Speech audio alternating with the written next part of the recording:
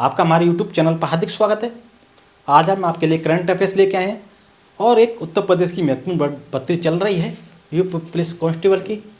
ठीक है, इसमें 60,000 करीब वैकेंसी हैं और 50 लाख के करीब लोगों ने आवेदन किया है। तो क्वेश्चन देखते हैं करंट अफेयर्स का। पहला, भारत के 43वें अंटार्कटिक अभियान में किन दो देशों के वैज्ञानिक शामिल हुए हैं? मॉरिशस और बांग्लादेश, मॉरिशस श्रीलंका, मॉरिशस बांग्लादेश। तो मॉरिशस और बांग्लादेश दो देशों के वैज्ञानिक इसमें शामिल हुए हैं, मॉरिशस और बांग्लादेश के। नेक्स्ट क्वेश्चन, हाल ही में किस खेल से संबंधित जर्मनी के मशहूर खिलाड़ी फ्रेंच बेकनबाउर का 78 वर्ष की उम्र में निधन हुआ है? तो ये फुटबॉल के खिलाड़ी थे और पश्चिमी जर्मनी के लिए 1974 में इन्होंने जर्मनी के लिए फीफा विश्व कप जीता था। ठीक है, और 1990 में ये मैनेजमेंट में आ गए। तो ये फुटबॉल खिलाड़ी थे और मैनेजमेंट के रूप में आए, इसमें काफ़ी सफल हुए। 2024 हेनले पासपोर्ट सूचकांक के अनुसार भारत का स्थान क्या है? तो भारत का स्थान 80वां है। इससे पहले भारत का स्थान 83वां था। 3 अंक की वृद्धि कर दी है भारत ने, और 2023 में ये 83वें पर था। हेनले पासपोर्ट इंडेक्स उन गंतव्यों की संख्या के आधार पर देशों को रैंक करता है जो उनके पासपोर्ट पर वीजा मुक्त प्रवेश की अनुमति देती है। जैसे भारत का passport Thailand, Indonesia, Mauritius, Sri Lanka और मालदीव सहित 62 गंतव्यों तक वीजा मुक्त पहुंच की अनुमति देता है। मतलब इन देशों में 62 जो देश हैं, इन देशों में वीजा मुक्त देशों की अनुमति देता है, बिना वीजा के जा सकते हैं 62 देशों में। लेकिन जो कि 2024 में जो दुनिया का सबसे शक्तिशाली पासपोर्ट वो माना गया है, वो जापानी, सिंगापुरी, फ्रेंच, जर्मन, इतालवी और स्पेनिश है। इन देशों के नागरिक 194 गंतव्यों तक वीजा मुक्त यात्रा कर सकते हैं। कौन कौन है हम बता दें।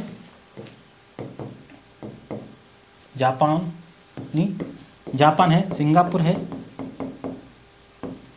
ठीक है, इटली है, स्पेन है, जापान, सिंगापुर, इटली है, और फ्रेंच है आपका, जर्मन है, फ्रेंच मतलब फ्रांस और जर्मनी। ये देश हैं वीजा मुक्त पहुँचे 94 देशों तक। नेक्स्ट क्वेश्चन देखते हैं हम आपका। गंगा सागर मेला कुंभ मेले के बाद भारत का दूसरा सबसे बड़ा मेला माना जाता है। तो भारत के किस राज्य में मनाया जाता है? तो ये पश्चिम बंगाल में है। कहाँ पर है? पश्चिम बंगाल में है। और गंगा सागर मेला हर साल 14 या 15 जनवरी को मनाया जाता है। यह मेला मकर संक्रांति के दिन लगता है।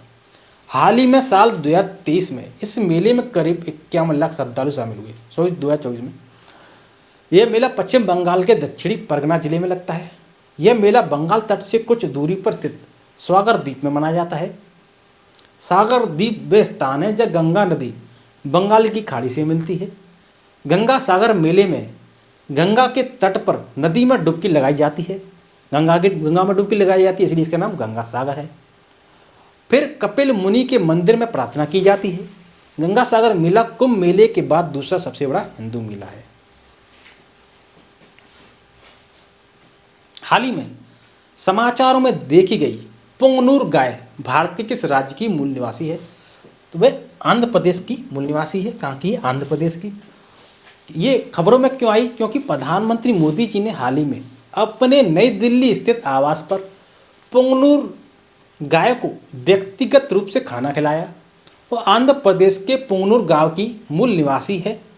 पुंगनूर गाय दुनिया की सबसे छोटी मवेशियों की नस्लों में से एक है, जिनकी ऊंचाई 70 से 90 सेंटीमीटर और वजन 200 किलोग्राम से कम होता है। सूखे के प्रति अपने लचीलेपन के लिए जाने जाने वाले वे कम गुणवत्ता वाले फीड को अपना लेते हैं और पोषक तत्वों से भरपूर 80% वसा अपने सामग्री वाले दूध का उत्पादन ही करते हैं। वे पर्यावरण अनुकूल गायें सांस्कृतिक प्रथाओं में महत्वपूर्ण भूमिका निभाती हैं। हाल ही में घुड़सवारी खेल के लिए अर्जुन पुरस्कार पाने वाली पहली भारतीय महिला कौन बनी है? तो ये दिव्या कृति सिंह बनी हैं, घुड़सवारी खेल में इनको अर्जुन पुरस्कार मिला है। ये जयपुर की हैं और 23 वर्ष की हैं। कहाँ की? ये राजस्थान की राजधानी जयपुर की हैं ये।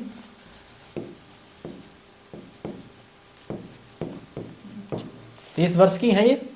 और ऐसे खेलों में ऐतिहासिक घुड़सवारी ड्रेसेस में स्वर्ण पदक जीतने के बाद जयपुर की लड़की ने अपनी झोली में एक और शानदार उपलब्धि उसने जोड़ ली है और राजस्थान से एकमात्र प्रतिनिधि हैं। दिव्या कृति सिंह ने जर्मनी में हेंगन के हॉप कैसल में डिसेड यार्ड में 3 साल का प्रशिक्षण लिया है।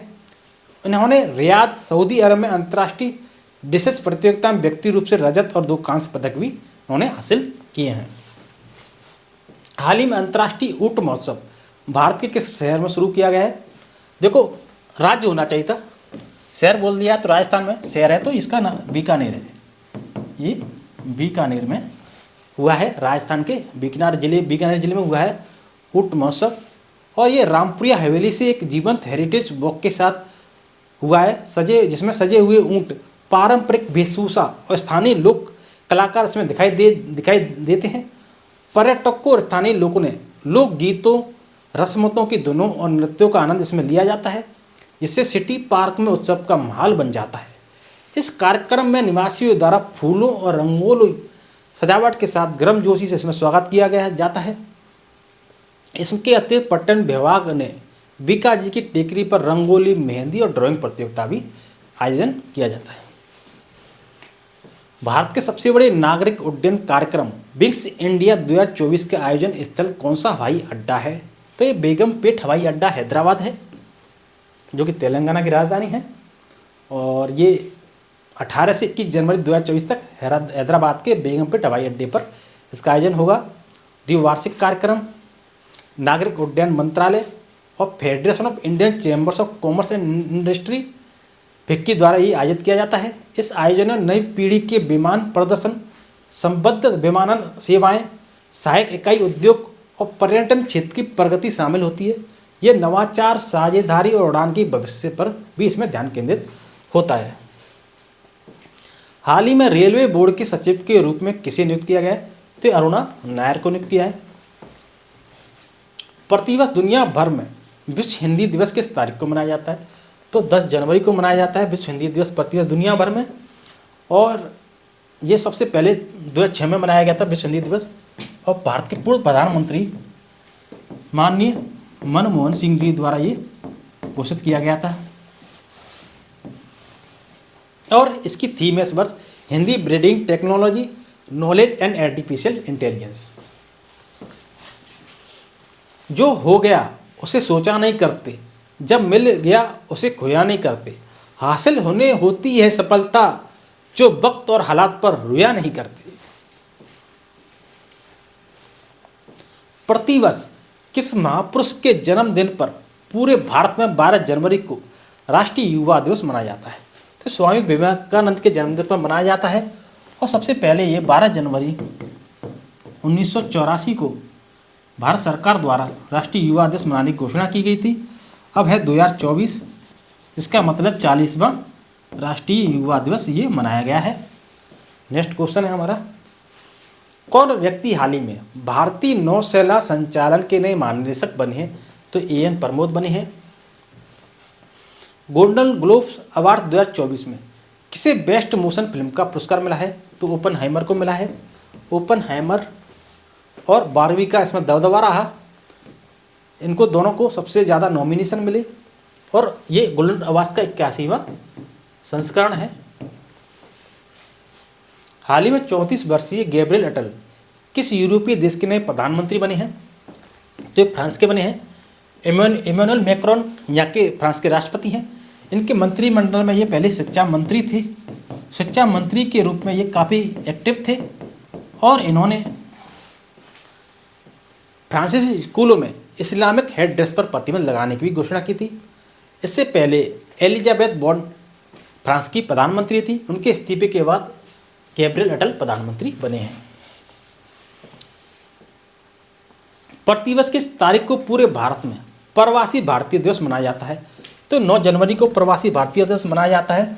सबसे पहले NRI डे, इसको NRI डे भी बोलते हैं या प्रवासी भारतीय दिवस बोलते हैं। सबसे पहले ये 2003 में मनाया गया था। और यह दिवस इसलिए मनाया जाता है क्योंकि प्रवासी भारतीयों के योगदान को पहचान दिलाना है और अपने देश के प्रति उनकी सोच एवं भावनाओं की अभिव्यक्ति के साथ सकारात्मक बातचीत के लिए एक मंच उपलब्ध कराना है। हाल ही में प्रसिद्ध व्यक्तित्व राशिद खान का 55 वर्ष की उम्र में निधन हुआ। वह क्या थे? वह गायक थे और इनका निधन प्रोस्टेट कैंसर के कारण हुआ और इनका जन्म बदायूं में हुआ था। उत्तर प्रदेश के बदायूं में इनका जन्म हुआ था। रामपुर सैसवान घराने से ताल्लुक़ रखते थे। इसके फाउंडर उस्ताद उनैत हुसैन खान थे जो राशिद खान के परदादा थे। इन्होंने बॉलीवुड फिल्म का गाना जो जब भी मैट जो कि 2007 में रिलीज हुई थी, आओगी जब तुम गाना, जो पॉपुलर गाना था, वो गाया था। हाल ही में प्रसिद्ध व्यक्तित्व प्रभा अत्रे का 92 वर्ष की उम्र में निधन हुआ है। वह थी, यह भी गायिका थी, सिंगर थी, क्लासिकल सिंगर थी। हार्ट अटैक के कारण इनका निधन हुआ और पुणे में इनका जन्म हुआ था। और ये किराना घराने से संबंध रखती थी। ये किराना घराना ख्याल गायकी थी। ख्याल गायकी के अलावा ठुमरी, दादरा, गजल गीत, नाट्य संगीत और भजन गायन में भी इनको महारत हासिल थी। पद्म श्री, पद्म विभूषण सब इनको मिल चुका है। प्रतिवर्ष पूरे भारत में राष्ट्रीय स्टार्टअप दिवस किस तारीख को मनाया जाता है? तो 16 जनवरी को मनाया जाता है राष्ट्रीय स्टार्टअप दिवस। और इसका उद्देश्य स्टार्टअप के कल्चर को भारत के दूर दराज के इलाकों तक पहुंचाना है। इस प्रकार भारत में स्टार्टअप की उपलब्धियों की सराहना करने के लिए इस दिवस को मनाया जाता है। अवसर की प्रतीक्षा में मत बैठो, आज का अवसर ही सर्वोत्तम है। हाल ही प्रसिद्ध व्यक्तित्व मुनव्वर राणा का 71 वर्ष की उम्र में निधन हुआ। वह थे, ये शायर थे। कौन थे? शायर थे। 71 वर्ष की उम्र में निधन हुआ। किसके कारण हुआ? हार्ट अटैक के कारण हुआ। हार्ट अटैक के कारण का निधन हुआ मुनव्वर राणा का। और ये उर्दू के अलावा हिंदी और अवधी भाषाओं में भी लिखते थे। और उर्दू के लिए इनको 2014 में साहित्य अकादमी का पुरस्कार भी इनको मिल चुका है।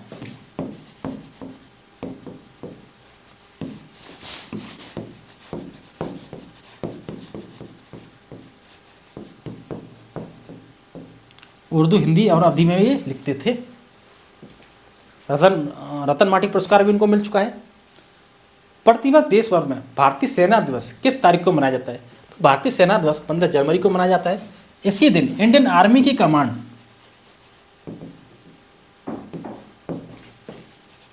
भारतीय मूल के एम करियप्पा को मिली थी। और भारतीय जो बहादुर से सेनानी होते हैं उनको उसमें दिन सलामी दी जाती है। अपने देश के लोगों की सलामती हेतु इन्होंने अपना सर्वोच्च न्यौछावर कर दिया, उनकी सलामी दी जाती है। आशा करता हूँ कि आपको हमारा वीडियो अच्छा लगा होगा। यदि आपको हमारा वीडियो अच्छा लगा हो तो वीडियो को लाइक एंड शेयर जरूर करें, चैनल को सब्सक्राइब करें, कमेंट बॉक्स में कमेंट करें। अब तक के लिए धन्यवाद।